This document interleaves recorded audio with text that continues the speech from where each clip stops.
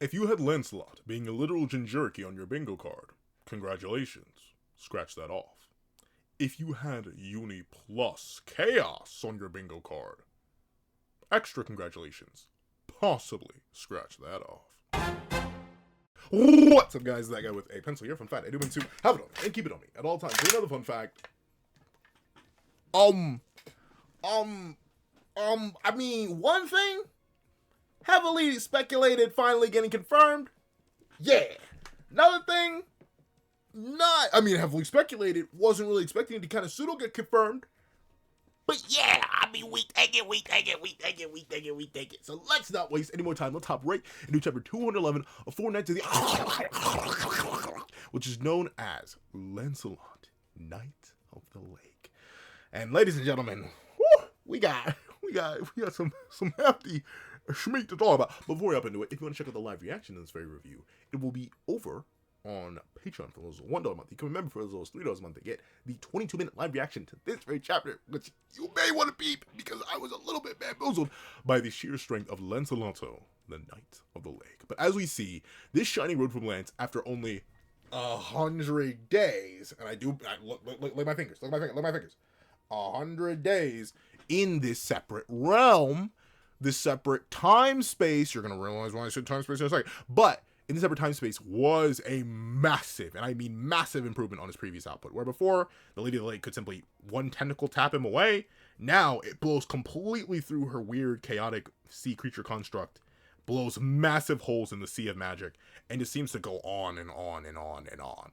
And Lance did this, once again, with only the magic he had partially absorbed from the Lady of the Lake. A lot of this is still his own insane base potential, and that's a big thing that's going to be highlighted throughout this chapter. Lancelot, even before the lake, had insane amounts of base potential. But with that being the case, we get some immediate glazing from the Lady of the Lake to reaffirm this, as she says, or the Princess of the Lake, as she says, "Ah, yes, your power is truly special. I felt so ever since I lured you here." And this is essentially Nakaba Suzuki probably hearing all the allegations. So if not hearing the allegations, assuming the allegations that Lance would get, right? Oh, Lance is a Lady of the Lake merchant. He just stole all that power. It's not really his. He's kind of a bum. He's kind of on fraud watch. He's garbage. He's booty meat. Watch when he gets the Lady of the Lake ripped out of him by Big Papa Arthur. He's gonna go absolutely from top tier strongest in the verse to straight fodder. Yeah, Nakaba's like, hey, just in case. So why is it autofocusing all of a sudden? I meant to check that before I start recording. But regardless, it is literally Nakaba getting ahead of anyone making those allegations by being like, your power is truly special. I felt so ever since I lured you here. So essentially, from round start, the Lady of the Lake is like, no, you don't, Lance, you're just dumb, stupid crack. And of course, the reason why I feel like this is almost Nakaba himself, like speaking through the characters, is because of what Lance says immediately after this. He says, "Stop lying to my face! You slapped away my attack so easily before!" And we see the Lady of the Lake go, "Don't be angry at me. You are a ball of latent energy. So amazing." And we see, obviously, the massive hole that was blown in the Lady of the Lake immediately begins to regenerate, right? Like, ultimately, like all chaos creatures, it's basically impossible to just immediately annihilate her. You cannot. If anything, the only thing you could hypothetically do is consume her. And she says, "It's been less than 100 days. And note, that's so weird, because that's even different than the time scale that we got. Because I believe, in fact, let's just go back to the last chapter. Let's not even play these games. Let's check. Last chapter, was it 100 days? What is it? Which day was it? It was a day one. So from their perspective, it was day 116. But then the Lady of the Lake here says it's been less than 100. So like time scales are really jacked up here.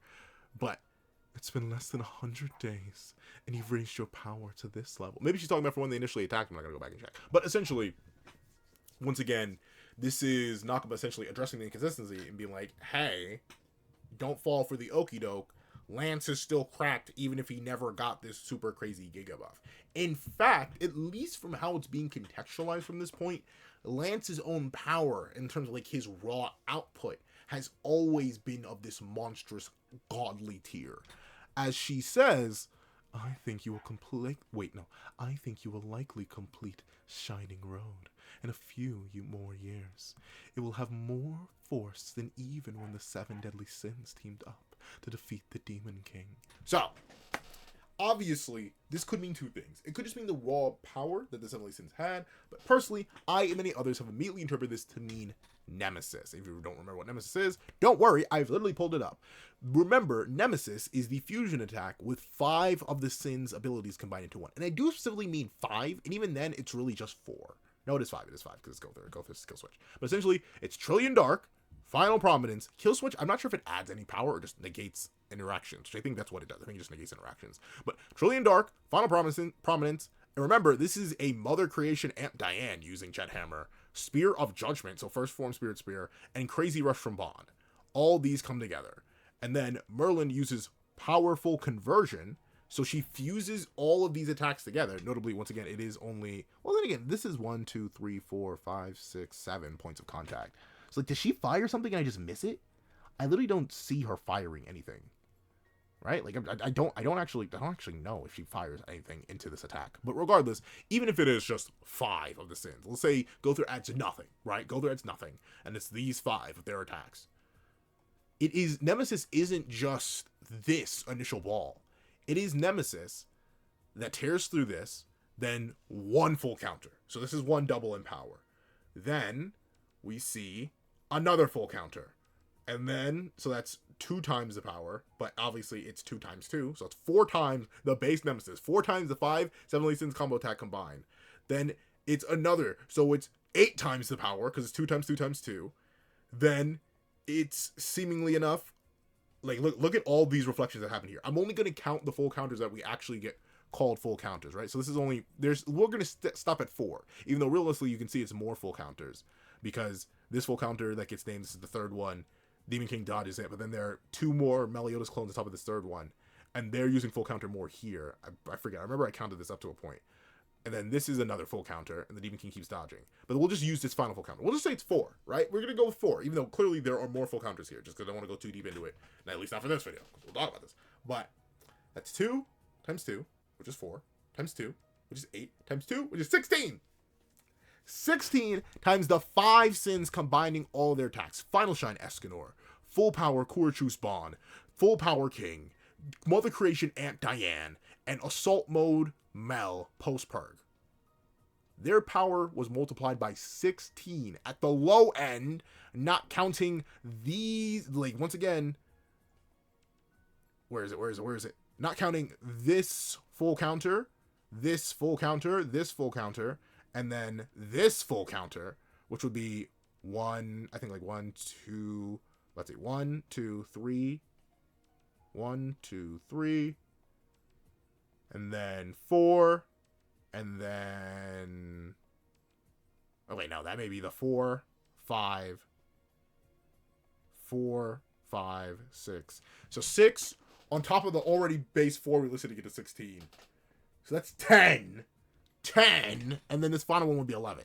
So what is 2 to the 11th power? So it's 2 times 2 is 4, times 2 is 8, times 2 is 16, times 2 is 32, times 2 is 64, times 2 is 128, times 2 is 254, times 2 is 500, 254, 508, times 2 is 1016, times 2 is 1016 times 2 is simple. It's 2032. 2032 times of a multiplier if I counted these right. But even then, the fact that it gets past the hundreds is enough, right? But what does the Lady of the Lake say? Because remember, a lot of the seven deadly sins combo move Nemesis, full counter doubles the attack penalty every single time. It will have more force than that. 2016 times, or at the low end, 16 times. That is what Lance will get in a few years. Now, she says a few more years. She didn't say a few more decades, a few more years. Remember, Lance by the time of the current narrative is biologically 18. And there's a reason I say biologically and not chronologically. We're going to get to that in a little bit. I'm going to talk about like why high uni or uni plus chaos is actually a thing. If I'm getting my terms right. I know Roman had to correct me on stream, so maybe you correct it again. But with it being the case, that level of power will be surpassed by Lance. Remember, the Lady of the Lake does not assume she's about to beat Jericho. Far from it, in fact. So she just thinks Lance on his own in a few more years. So even if we go with the highest end of a few more years, since she doesn't say decade, a few more years, she believes Lance, who at this point is, since we know this is the final day he's here, and he pops out 13. Pops out 13 is very specific wording there. But let's go with the low end and say she expected Lance to reach it in less than a decade's time. Surpass. More force than Nemesis. That means even a hypothetical 22-year-old Lance would have already surpassed that level of power that I just showed you. Isn't that crazy? And once again, that's Lance implied base potential with maybe slight Lady of the Lake buffs from what he drank over the 110 days. 116 days. Or in her eyes, less than 100 days. Yeah, Lance was already built like that and presumably had the power to reach, or had the potential to reach that on his own. On his own. She says he will complete it. So this is not about getting far ahead of any of hypothetical Lance downplay and be like, oh, well, Lance is Bonds. Lance could never reach this whole... Nope, Lance just has that much raw power sort of way in him. Why? He's Lance. Do you know Lance in Arthurian mythology? He's basically the perfect dream character. And that's the same case with current Four Knights Lance. However, well, I can't even say however. We just know that is the case. So, Lance, on his own, or he would have been cracked. The Lady of the Lake just sped up the crackness even quicker. Now, obviously, while I am super happy that Lance is, in fact, not on Fraud Watch and just a Princess of the Lake merchant, POTL merchant, I am now even more interested in our other hybrids potential. You may be like, oh, are you talking about Gawain? No, I'm not talking about Gawain. I couldn't care less about Gawain. I'm talking about Tristan. Now, I have been known, I'll readily put my hands up and admit, I have been known to be something of a Tristan slanderer. I was gonna try to make it alliterative. Now I just be slandering Tristan. All right, I begin all on that boy's case. Boy doesn't even understand his own biology. Who is he? What is he? Whack, dumb, stupid, blah blah blah. But big boy does booty butt cheeks. I think if Lance had that much innate potential on his own with just Hazy Moon, and I do believe Shining Road is literally just a manifestation of Hazy Moon. A Shining Road would literally be like whenever the moon gets reflected and lights a path through a hazy night, literally creating a shining road. Do you see what I mean? So essentially, if Lance on his own already had that much base potential, how much potential do you think Tristan actually has that he just doesn't know about? Let's be real. Even if we want to go with the idea that Bond is faster than Meliodas, Meliodas has more raw stats. That's not debatable. He has better Dura, he has better AP, all that. And then, if we're comparing Elizabeth and Elaine, no, we're not. Let's be real. You can make some weird, silly arguments about Bond versus Meliodas if you really want to get goonish. I do mean goonish, if you want to get goonish. But, specifically for Elaine versus Elizabeth, it's Elizabeth 15 ways from Sunday. So, Tristan's potential should be genuinely absurd. Genuinely buku bonkers once he finally gets a grasp of it. To the point where, with how powerful Lance is already implied to be, and then on top of that, how much potential Tristan should have, I genuinely wonder how Percy and Gawain are going to compete. Two of our other titular characters, and I'm not sure how they're going to be able to keep up at this point, because it is, there are so many levels to it, it's actually absurd. I'm quite genuinely horrified and scared for those two, considering what they have to compete with. However, of course, there's a reason why I'm talking about Lance's base AP and potential being super duper high, and not necessarily his ability to handle it. As we see, Lance drops his spear. It wasn't even a spear towards the end of the last chapter, it was him blasting Shining Road. As she says, but it is a pity. Lance starts sweating and falls to his knees, only to collapse directly to his face. As she says, with your current magic force, you can't fully execute that move yet. In fact, one strike completely drains you. So, this is interesting. It is truly like a glass cannon. And you'd be like, what do you mean by glass cannon? I mean a glass cannon in its most literal sense, where it can work, it can function, but the glass cannon is so powerful that it's a one-use thing. You fire out a glass cannon, and then it shatters. It's like, for any of for my Fire Emblem players out there, I know. And now I think about it, when was the last time glass weapons actually been a thing? Like, the one game I remember them in is Awakening, but I feel like they probably were things there. But glass weapons are super crazy powerful weapons, like dumb stupid, even stronger than the, what is the highest one? It's not steel. What is it? Oh, I haven't played a Fire Emblem game in so long. Oh, what is it? What is the highest level weapon? I know it goes from bronze to steel to... It's not diamond. Is it diamond? Hold on. Hold on, this is gonna bother me if I don't remember. What is... Hold on.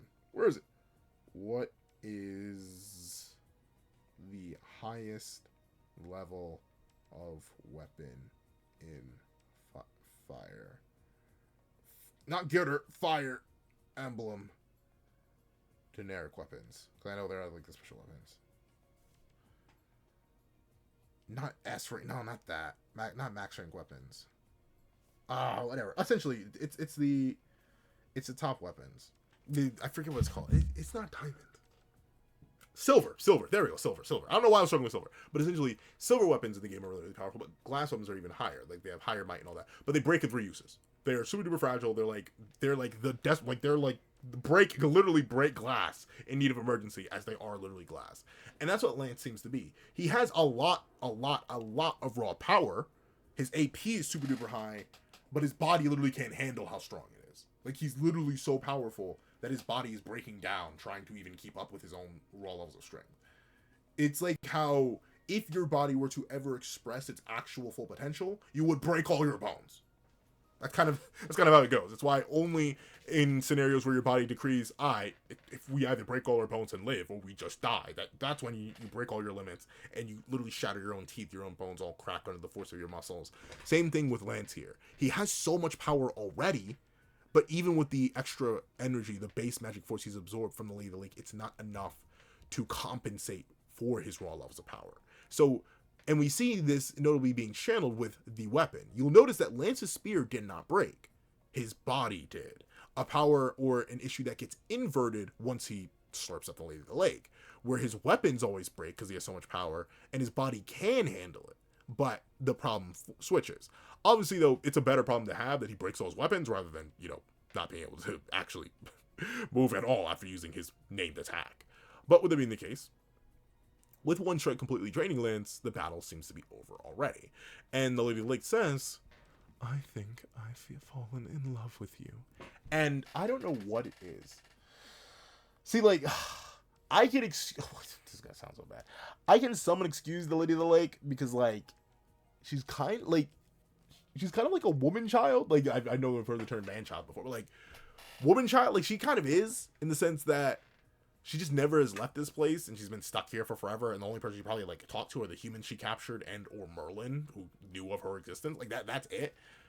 But, like Prince of the Lake, you're literally, like, even assuming, just because of the time dilation of this realm, which we will talk about later, once again, this is the first chaos, like, this is the first, I do mean first, once again, you cannot find a single panel or single guidebook statement that say purgatory, or that purgatory was created by chaos. You can't do it. You can't, I promise you. I've been looking for it, and it doesn't exist. But, with being the case, this is the first time space we've seen created by chaos.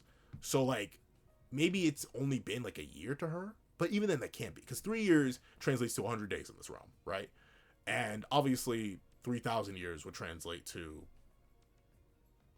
whatever. That's, 3 times 1,000. So, like, 1,000 days. So essentially 10,000 days, which would be multiple years. So, like, maybe the Lady of the Lake isn't, like, old, but she's definitely way older than Lance. So her falling in love with him, kind of freaky. It should have been me, not him. But with it being the case, we see that she even admits, love, look at me, talking like a human. And once again, I do hope we tackle eventually the Chaos family's cognitive dissonance with, like, the ideas of the species not having complex emotions. Notably, almost every single Chaos being for some reason believes that only humans have this capacity to, like, love or have rational thoughts, stuff like that. Arthur believes it. Chaos itself believes it's why they loved humans. Kath, to some degree, like, embodies it in a certain sense. But it's weird, because we know that Lance himself isn't even fully human. We know fairies are more than capable of having love and complex emotions. So are giants, so are demons, so are goddesses. So I do wonder, is it literally just bias? Like, is it built in bias to the Lady of the Lake, or to like, the Chaos creatures, where, like, because Chaos really like humans, they just ignore the emotional complexities of the other species? If I had to hazard a guess, that kind of has to be it. I don't know why she says talking like a human. If anything, she should say talking like a person, or talking like a regular being, or something like that, because obviously we know she's not. She's giga thick, which is why maybe it should be Lance, not me. But we see that she says, you possess the greatest of power. and I store infinite magic force within me. If we ever became one.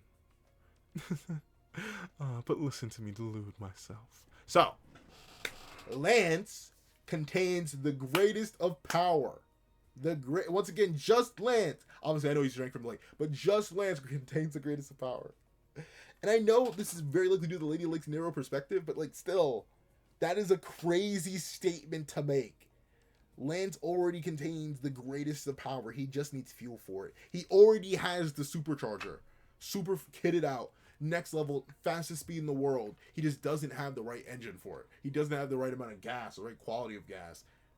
So, of course, if he were to get that, the Lady Lake is fantasizing about how unstoppable they'd be. And so far, admittedly, they've seemed that way. Lance has yet to...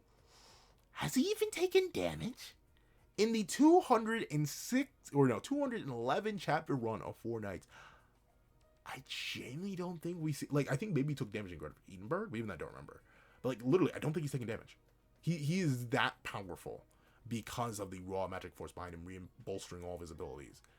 And he has so much raw power in him, just on his own. Tristan, buddy, I need to fight back. I need something from you, big dog. Tristan, you can't go out like this. Tristan, please, I need you to fight back. But we see, the Lady Lake thinks it's impossible. She thinks it's a delusion, something she could never really achieve, right? The fusion with Lance. However, obviously, just because she doesn't believe she can achieve it, doesn't mean she's going to let Lance go, right? And we see that Lance even says, you make me sick. Stop giving me that nonsense. Which is very respectable to Lance, right? Remember, the boy is presumably still mentally like 10. Because remember, it's barely been either in the Lady of the Lake's eyes less than 100 days. According to the narrator, 116 days. So Lance is still like a 10-year-old at this point. At least mentally, seemingly. And he still has the fortitude to essentially resist and stand up against the inevitable, right? Remember, she mentions how his body can't fully handle the force, and we literally see him collapse. But once she lifts him up to, essentially confess love to him and talk about how good it would be if they intermingled, if we put it that way, Lance still manages to stand. He smacks her away and rises. And we see that the Lady of the Lake admits, I called it delusion, didn't I? I know how impossible that is. It is very interesting that she smiles here, though. But this comes down to, like, it does, in like, notably, as much as I still do think the Princess of the Lake is, like, a bad person, she's not a good being. I understand the mania, though, right? Especially considering she implies that she's only been capturing humans as of recent. So, for her entire existence, she's just been here, by herself, slowly but surely losing whatever sanity she was created with. She's become utterly chaotic. But so stupid. That's so stupid. But she's truly not there. But even still, in her mania, in her madness, in her delusion, she's like, she can admit that she's delusional, right? And ultimately, even if she cannot admit that she's become a bad person because of the delusion and the mania that she's fallen to, she admits, but I don't want to lose you. If I could, I'd want you here with me until you grow old and die. And once again, I do like the physical form of the Princess of the Lake. And very specifically, how all these eyes look down on Lancelot. Obviously, the two pupilless eyes of the Lady of the Lake, or the Princess of the Lake herself, look down from the top of the meat husk of, like, seemingly aquatic creatures. But very specifically, look at this eye. Look at this eye. Look at, they all just glare down on Lance. Which I do, like, honestly, I get it why, because it's like a fish eye. But fish eyes can move. I do wish Nakaba had at least drawn this one also looking down at Lance, because it just looks like this one is completely zoned out. Almost as if, like, but that could also just represent, like, the Lady of the Lake's detachment, or, like, quote-unquote mania, where she's literally still not there. So there's at least a piece of her that's just, like, fully zoned out as much as she's focusing on Lance. It is interesting, though, that she says, if I could, like, she can't, like she couldn't do that. I don't know why she thinks she can't. But we see that ultimately Lance doesn't care about any of that. He doesn't care about her desires. He doesn't care about fusing with her. He doesn't care about making up for his lack of magical force. None of that. He simply cares for his master. And he screams out, Master! And we see the Lady of the Lake, her fine self, dog. If she wasn't official. She wasn't official. I'm not even saying I couldn't rock with the mermaid, dog. But, like, I legit can't handle that. I can't. I couldn't even fit in there. Like I get lost in the fish mouth, gosh darn. Like I couldn't handle all that. We could just chop the top off real quick. Take a little bit off the top and lay a little bit off the top. Just take the bottom off. Like, geez, Ursula, where you at when I need you? Get this lady some legs. But they would probably be gargantuan. They'd probably be gargantuan because what? Ariel's legs only pop out of her tail. So like, well then again, I do like large, thick, tall women. So, but still, regardless, imagine the massive beefy chaos construct just turning into massive legs or some Little Mermaid type timing. That'd be terrifying. But we see the Lady of Lake who finds out is like, but fine, I'll let you talk to her one more time. Which does imply that the Lady of Lake was just gonna kill Jericho, which is kind of crazy. I mean, I get it. Jericho serves like no purpose to her anymore, and obviously getting Lance to engage is probably a good thing. So presumably she was just gonna throw Jericho to the bottom of the lake and probably slowly but surely feed her magic until she just slowly exploded.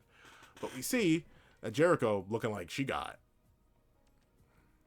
soaked in something. Let's say she's like, "Don't worry about me." I like to believe because she's still insane, right? Like there's a point there on the chapter where I do want to still save Jericho and justify Jericho from the whole P.O.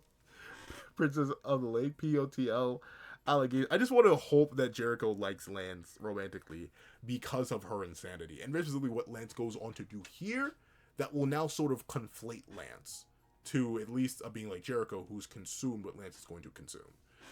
But as we see, she coughs as she's soaking and sopping. Lance goes, "I'm gonna protect my master at all costs." And we see Lance does the crazy thing. He's a crazy little fella. He's a crazy little boy. So crazy, in fact, I need to take a sip.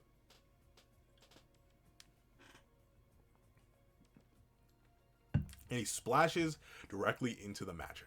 Very specifically into the magic. Remember, this isn't actually water. It's just straight magic in physical form. And we see naturally the Lady of the Lake is like, "Wait, no, I don't want you to drown." So which is hilarious.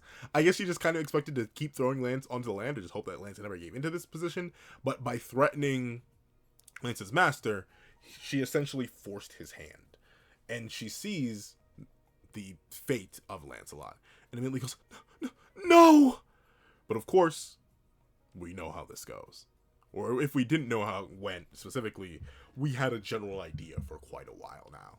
And we see that the narrator pops in to give us a little bit of an info dump. "Thus was the choice, the resolve, and the self-sacrifice. He chose to protect Jericho."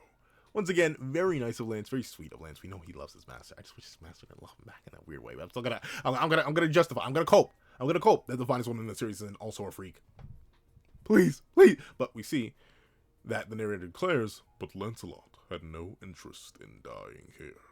This was an act of a young man who wanted to live above anything else." Which I do think is very poignant, right? Like, notably, this is like Lance the idealist, who's definitely a Lance that we do see on occasion, right? Like, notably, Lance, the one who believes and loves and cares for his friends. We don't get much of it, right? We typically get the regular aura farmer, too cool for school, big boy britches. Like we get that Lance.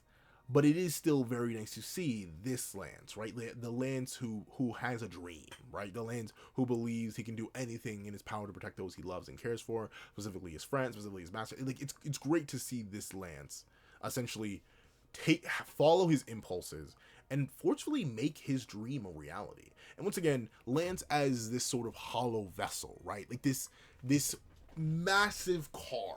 And once again, I feel like engine is the wrong term, because I feel like Lance is the engine, right? Or at least his body is partially the engine. Lance is this massive supercharger, this crazy top-of-the-line car. I know nothing about cars, by the way, so feel free to correct me on any of this analogy.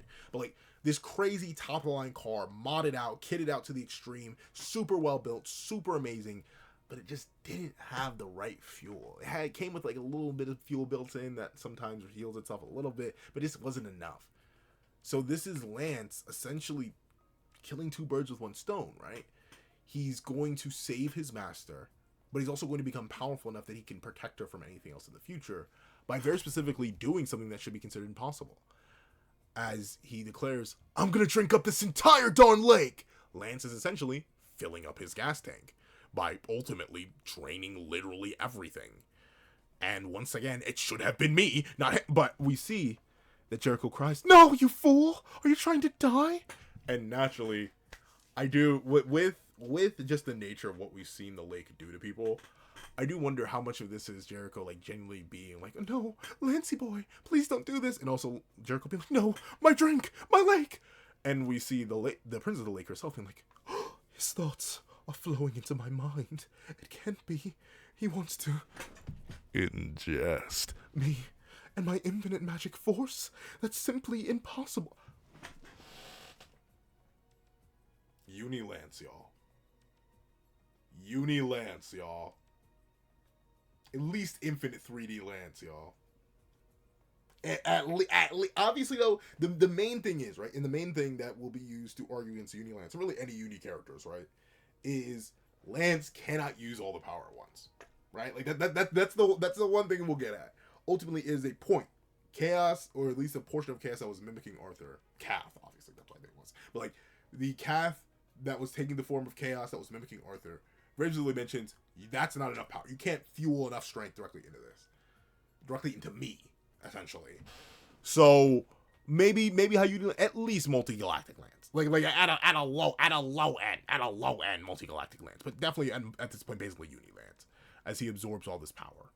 He literally drains it all up. And notably, the Lady Lake does consider it impossible. But we see that this desire, this need is powerful and palpable.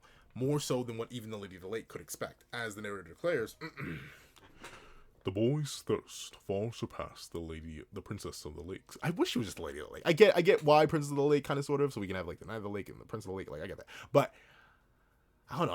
I think it's because I was so used to calling her the Lady of the Lake that I never got the idea of her being a princess. I should have rechecked. I checked it out in Nemesis, but I should have checked if she was called the Princess of the Lake in the original series as well. Because I feel like that's the case. I don't know why. I mean, I get Lady of the Lake just from Arthurian mythology perspective. Even then, her role is completely different from the Arthurian mythology. Because I think in Arthurian mythology, and I'm also going off of Sonic and the Black Knight here, she's the one who, like, gives Excalibur out. So, like, obviously that didn't happen here. Excalibur was like, in fact, did Dubs make Excalibur? I need to reread the Excalibur backstory now. I genuinely do forget. Who made Excalibur? Was that Dubs? Or was that just, like, a human and the whole, like, soul thing happened? Because, like, that seems entirely separate from the Lady of the Lake. But with it being the case, we see the boy's thirst far surpassed the Princess of the Lake's guess. It was his longing for the pure power needed to protect Jericho. So, the raw strength he already has access to, but the fuel need to power it. The deep affection he had for his mother. As a fellow mama's boy, I 100% respect Lance for really, like, I don't know, man.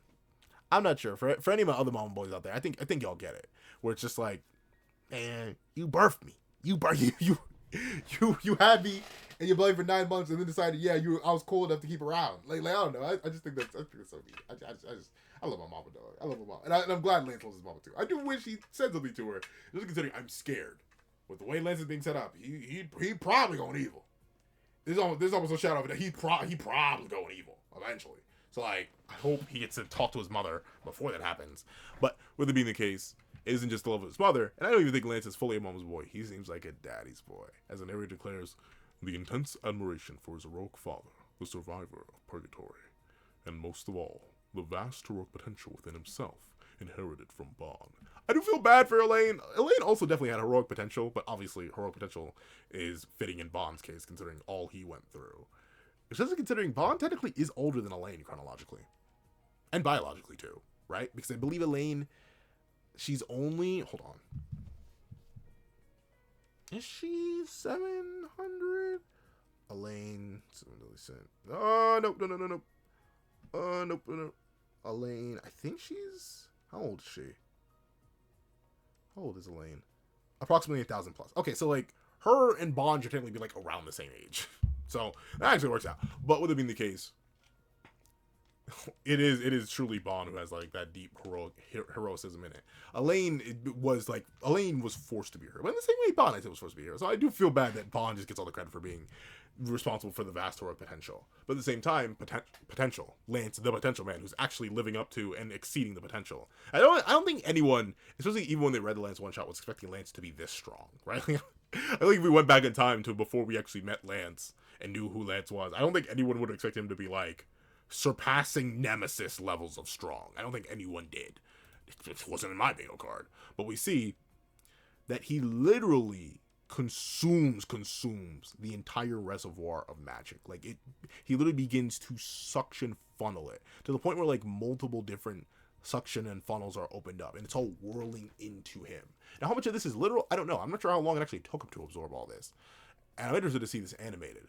But it's like he truly is emptying out a basin, and we see that this analogy of emptying out a basin is pretty literal in a sense, as we see once all the water funnels and pours directly into Lance itself. Remember, all this raw magic made physical form.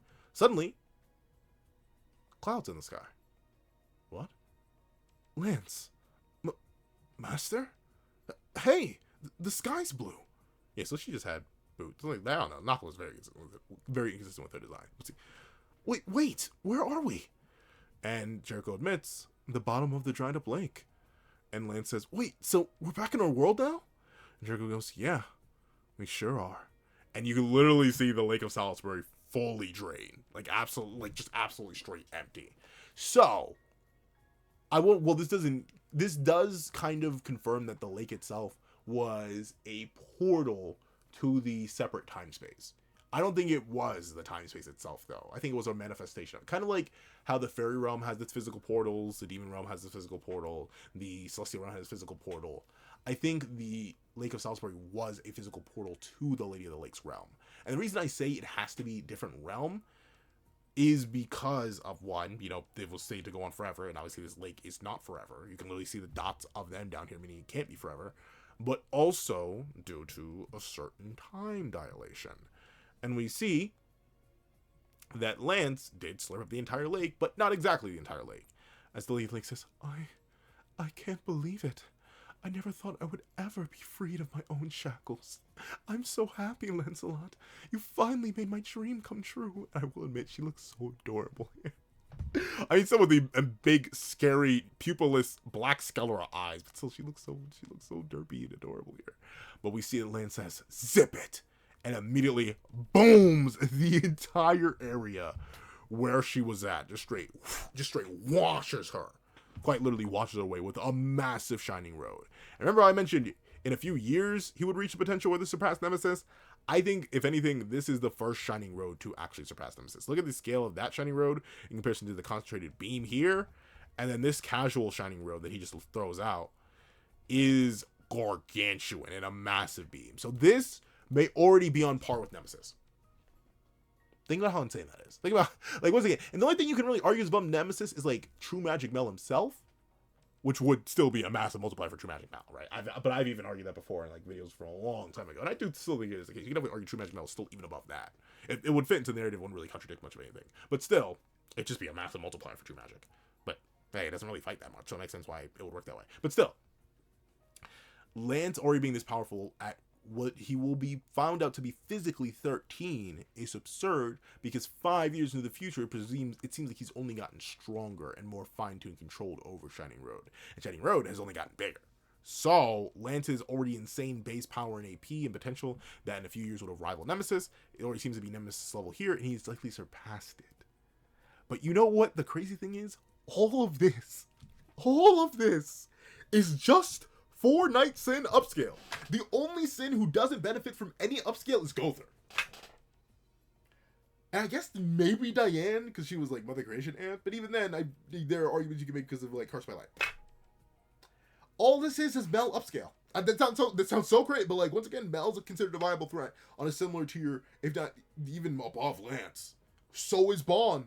So is King. Like, once again, these guys are just monsters that have drastically surpassed their fusion combined attack, which I must remind you was born on top of Power Limit Break as well. Like, remember, Power Limit Break was used. So like what do you mean?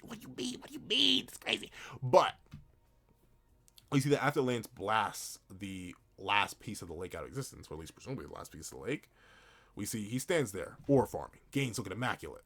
And we see that Jericho says, "You went way too far this time, boy." And Lance says, "Maybe I did, but it kept you safe.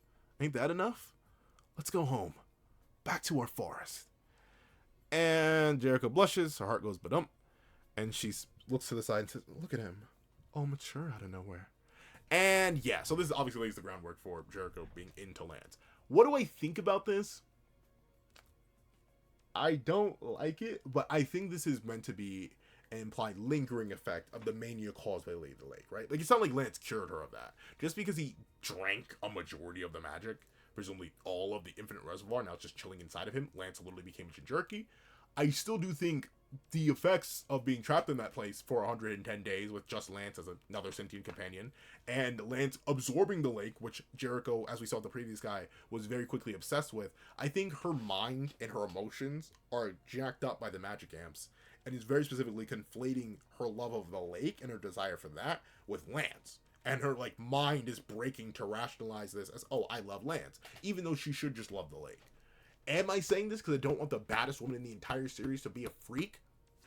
Yes, absolutely, undeniably. But hey, that's just some headcanon, and I think it is a reason to do it that way. Because why introduce the lake making people crazy otherwise? Right? Like why do that? I don't think Jericho went from randomly perfectly sane and then back perfectly sane, then many degrees crazy, then back to perfectly sane just because Lance drained the lake. I think ultimately this is a lingering effect and kind of broke her mind a bit. And it does still explain when she's super powerful, but still, I think that's the case. And we see that is the end of the flashback. All right. And we're back in Benwick, back in the modern day. And Lance explains, so when we came back, we were at what remained of Lake Salisbury. And Bond says, where we fought the Demon King. Right. And so I do wonder what happened to the excess magic of Nemesis, because that was the point. Like, the reason that they aimed it down into the lake was so it could absorb it all. So, like, did that power just vanish, or did Lance get that too? Like, did he get a Nemesis amp on top of the infinite magic amp? I don't know. But we see, and Lance says, it felt like a little over 100 days to us.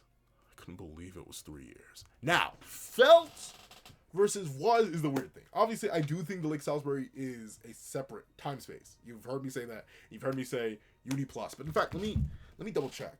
What is the difference between High Uni and Uni Plus? What is the difference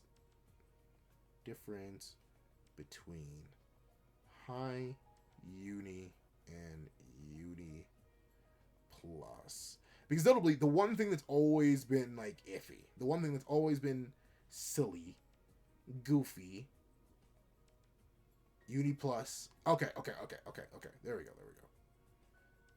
Uni Plus is an infinite, High Uni is. So it's conversation for 7 years. I always thought no matter how many universes you destroy, you wouldn't be Uni Plus. Uni Plus is infinite and destroying a finite amount of universe. When you get to it, recently I discovered people characters all multiversal, and Uni Plus is about to destroy, create a Googleplex amount of universes. And okay. The destroying a finite amount of observable universe doesn't matter. Endlessly you made multiply 999. Okay. Essentially, I'm just understanding destroying a time space is what makes you Uni Plus. 40 time space continuum, while High Uni is just refers to destruction of the infinite amount of 3D space. Okay, so technically, Lance didn't exactly destroy that realm, but the thing is, Chaos created that realm. I think that's the important point why I think you could actually argue Uni Plus for Chaos, because that realm didn't exist, and unlike with the main mortal realm where you could at least imply there was a flow of time, since that place has a separate time flow, since there is time dilation there, it did not run parallel with the main universe, unlike the Celestial Realm, unlike the Fairy Realm, unlike the Demon World. I think you could possibly make a solid argument for High Uni or Uni Plus Chaos instead of just High Uni Chaos, because they didn't just create a place with infinite power stored inside of it, which already would be like High Uni on its own, or at least Uni. But on top of that, it has its own time space. And that was completely overridden by Lance, and it was created by Chaos in the first place.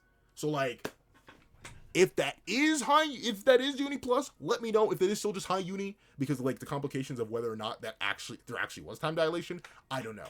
Obviously, the time dilation also has another implication. Technically, Lance is only biologically 18. Mentally, though, he's probably like 15 in 100 days, right?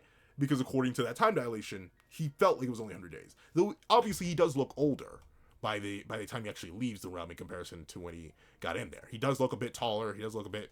And obviously, like, things can happen as you grow, especially around the ages of, like, 10 to 15.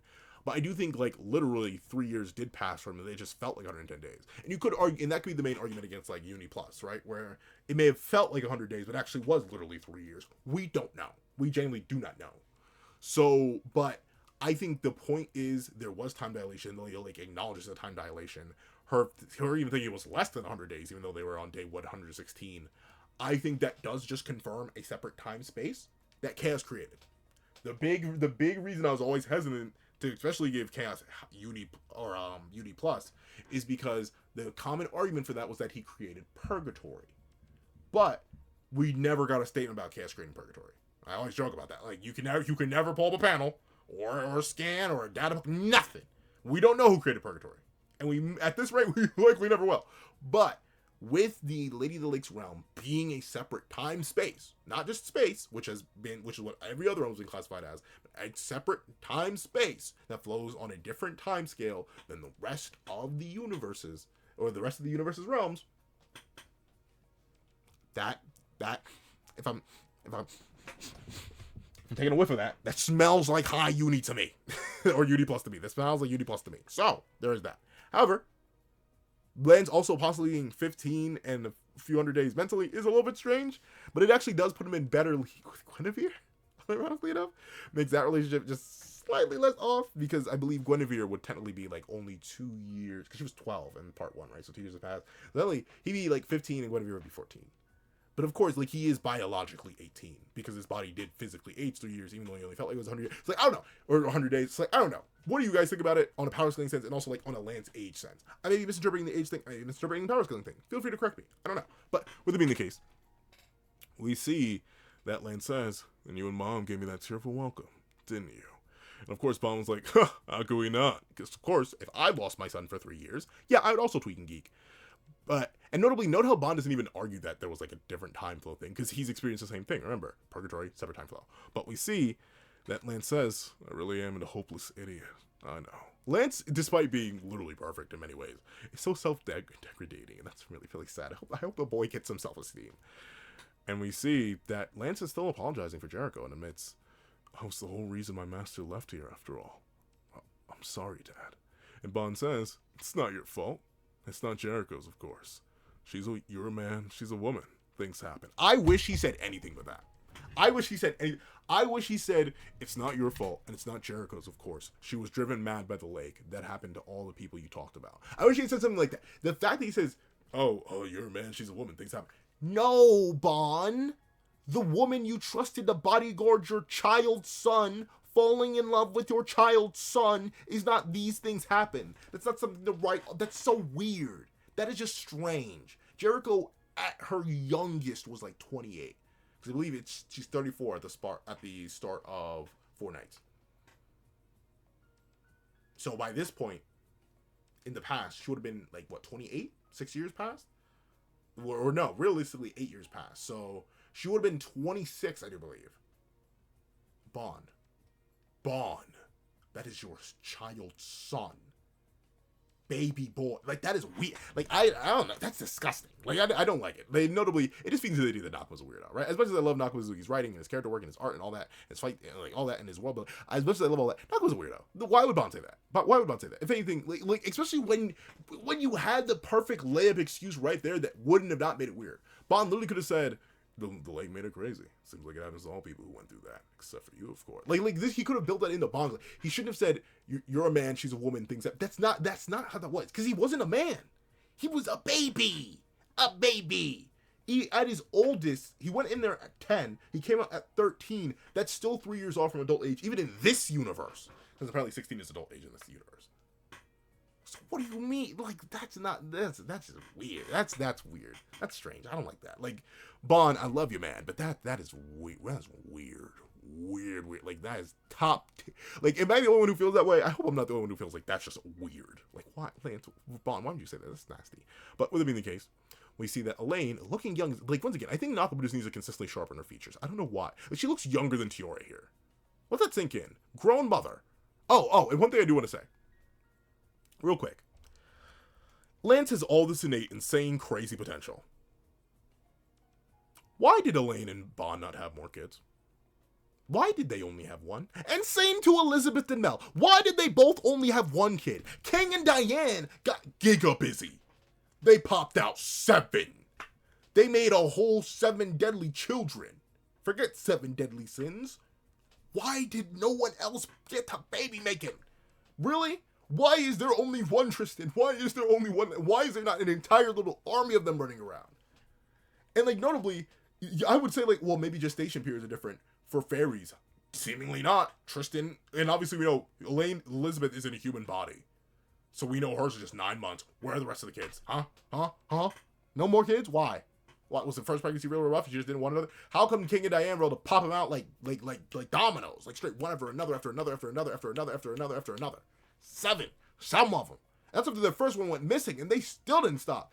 Mel, Elizabeth, Elaine, Bond, your kids are a little silver. Why did you not make more? But speaking of Elaine, full-grown mother, by the way, looking younger than her, presumably like at oldest, considering Nosines is 18. Let's assume just a 9-month rest period. I forget where Tiore is in like the age lineage. I think she's actually like in the middle or like on the younger end. Like Tiore's is at most like 14 or like let's say she's 17, right? Let's just be wrong because I know that's wrong. 17-year-old girl, full-grown 1,000-year-plus aunt woman. She looks way too young. Knock but sharpen her features and fix her outfit. But with it being the case, Bon, Lance, it's so nice out. Let's all go on a walk. Which is hilarious because they're literally both flying. But we see that Bond seems to be standing here alone. I wonder what that could be. And Tiore goes, oh? And Elaine actually asks, where's Lance? And we see Bond say, well, thanks for telling me all that. Now, get going. Back to who you gotta protect. And Lance is right there! But he's mastered zero sign. Sure. Thanks, Dad. And that is nice. Once again, Lance being the Giga Super Omega Prodigy, just mastering zero sign and his principles pretty much immediately in the midst of explaining an entire story. How? He's just him, I suppose. He's literally perfect. And we see that Tiore asks, Did I just hear Lan? And Bond says, he said he's going back to Leonus. And Elaine is like, oh, come on, without saying a single word to me? Which I do think is kind of rude. Like, Lance, you could have at least said goodbye to your mother, given her a hug. Like, she was worried about you, dog. And we see that Bond says, he's just too bashful. He said he'll be back soon. And I hope he isn't back soon to kill you, Bond, because he got taken over by chaos. Please. That's obviously what this is leading to. I don't think Lance is going to be, going to intentionally heel turn on Bond. I think something about him having the Lady of the Lake inside of him will cause him to go evil. But we see that Bond says, he's one heck of a son. Already mastering that move of mine. So, obviously, this is zero sign. Lance learned zero sign. For all the people who are arguing that it's not zero sign, Bond literally called it his move. His move to erase his... It's zero sign. And, notably, they couldn't even sense or see Lance at all. They only could hear him. Which is kind of like the same thing. It's only once someone was interacted with that they could actually, notice Bond's presence. Lance has zero sign now. He's great. Hazy Moon may not just be the ability to steal other people's magic and imbue it into oneself, but it is also seemingly the ability to reflect other people's magic. Once again, Hazy Moon. The moon is a reflector. It's hazy. He can mimic these skills. Why? Why is he so bright? But we see that Bond thinks to himself, good luck out there, Lancelot. And we see Lance leap out of Benwick. The Benwick arc is already over. That was a really quick arc, which I guess makes sense. We gotta hop back into it. But we see that Lance inside Lance's head, because he's truly, literally a Jinjuriki at this point. Inside, the Lady of the Lake is like, all right, Lancelot, let's go. It's time for a heart-pounding adventure. And Lance is now just like, go pound someone else's heart. And he turns into Sin and scurries off. And she says, oh, why do you have to be such a meanie? Not that I dislike that about you at all. And naturally, Lance is like, oh, seriously, please shut up. And that's the end of the chapter. So, W chapter. Once again, mainly in putting aside all the power scaling, putting aside all of that. This is a fantastic chapter for Lance's character work, right? Especially, I know Lance is definitely like a very controversial character. He's very beloved, right? A lot of people love Lance, but I know there's a good section of the community that thinks Lance is boring because he's just too overpowered. He's too strong, he's too cracked, he's too broken, he's too built like that. And I understand that. I definitely see why. Because unlike an Escanor or something, his drawback barely even feels like a drawback, right? Like, oh no, he breaks every single weapon he uses. He still one-shots everybody. He still bullies everybody. He doesn't take any damage. Like, he unlike Escanor, doesn't even have like a state of weakness to be exploited. There is no hard counter. You'd have to rip the Lady of the Lake out of him. And even then, this chapter goes out of its way to confirm that Lance already has a great power all his own that he would master in a few years anyway, right? A power that would surpass even Nemesis itself. So, like, legitimately, Lance was already going to be Giga cracked even without the Lady of the Lake. So, naturally, him being infused with the Lady of the Lake didn't even mean too much. It just accelerated his progress a whole bunch. But notably, what I think I appreciate about Lance, in spite of his crazy, dumb, stupid overpowerness, or really even because of it, is the fact that this is still an idealistic boy with dreams, hopes, desires, and a being who, at his core, loves his parents, loves his master, loves those he cares for, and wants to protect them, is willing to do anything to protect them. And I do think ultimately it will be somehow, if it's not like directly Chaos Arthur like manipulating the Lady of the Lake inside Lance to turn him evil and kill Bond, if anything, somehow, some way, it's going to be that love, it's going to be that passion, it's going to be that care that will be used against him. It is that humanity that lies at the core of Lancelot that this chapter so thoroughly establishes that will cause this great power, this great spear that is Lancelot, the Knight of the Lake, the god of war, to turn against those who he cares for. I think building that up here, establishing that, is really, really nice. And obviously, I do like the Lady of the Lake as a character, the Princess of the Lake. And I'm excited to see her presumably become a more active part of the narrative, even if it is just a voice in Lancelot's head. Because that's still a unique idea. I love the Jericho concept, having two characters in literal one. And I'm excited to see what is cooked from here. But of course, those are my thoughts. Please let me know your thoughts in the comment section down below. If you made it all the way to this video, please do me a favor and leave a night to remember, but with a K. You know what I'm talking about. A night, as in like night, Knight, night, a night to remember. In the comment section down below. I think thank you so much for watching. Leave a like, share, comment, and subscribe. Make sure you notifications so you don't miss out on any videos that come to the channel. Also you can have me picture down below. Use with me for as long as one a month. Things like exclusive videos, early content, and more. So then become a member of the channel for as long as 3 month to get the same perks and more. So those perks include the 22-minute live reaction to this very chapter, add variations of all my videos, and if you become a $20 Patreon and $20 member, you can order whatever video you want. Also a link to my Ko-Fi in the video down below. You drop 5 views a short video, 20 means all video, or any means at all. Any support is always greatly appreciated. And I'd like to thank you so much for watching once again, and hope you guys have a wonderful day. This is Dagger the Pencil, writing off.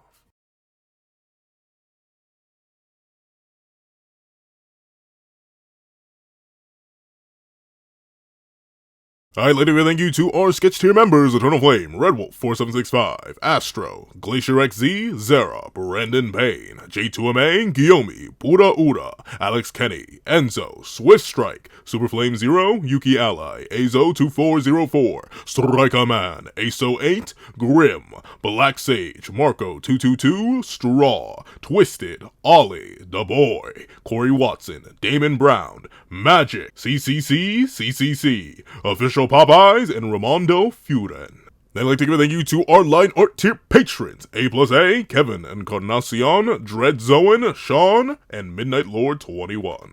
Then I'd like to give a thank you to our Ink tier members: Austin Wimberly Auchia, King RTX, and then Shrimpo, the 4th Shrimp 06. Then I'd like to give a thank you to our digital art tier members: Jay Warrior and AZ Void. I'd like to give a final thank you to our colored art tier patrons: Walking Munoz and Walking Munoz.